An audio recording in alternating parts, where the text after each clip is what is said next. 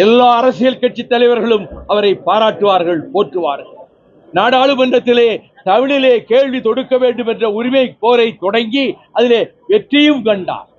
நாடாளுமன்றத்திலே தமிழிலே கேள்வி கேட்கலாம் என்ற அந்த உரிமையையும் அவர்தான் பிரச்சனையாக்கி அதை நிலைப்படுத்தியதனால் இன்றைக்கு தமிழிலும் கேள்வி கேட்க முடிகிறது. இந்த சாதனைகள் எல்லாம் அண்ணன் குமரியனனுடைய வரலாற்றில் மறைக்க முடியாத, காலத்தால் அழியாத பெரிய தியாக உணர்வோடு செய்யப்பட்ட சாதனை செயல்களாகும். அண்ணன் குமரி அனந்தன் தமிழர்கள் நெஞ்சில் வாழ்கிறார். உலகு வாழ் தமிழர்கள் நெஞ்சில் வாழ்கிறார். இலக்கிய விற்பனர்களுடைய நெஞ்சிலே வாழ்கிறார். அவர் மகள், அவரால் வார்ப்பிக்கப்பட்ட தமிழிசை, அவர்கள் இன்னொரு இயக்கத்திலே இன்றைக்கு முக்கிய தலைமை பொறுப்பிலே இருந்தாலும் இவர் அந்த காங்கிரஸ் கட்சிக்கு செய்ய வேண்டிய தியாகங்களை செய்தவர்.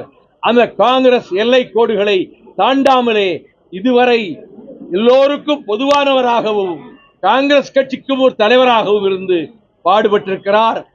அண்ணன் குமரி அனந்தன் அவர்களுடைய புகழ் விண்ணிருக்கும் வரை, மண்ணிருக்கும் வரை, அந்த குமரி கடல் இருக்கிற வரை நிலைத்திருக்கும்.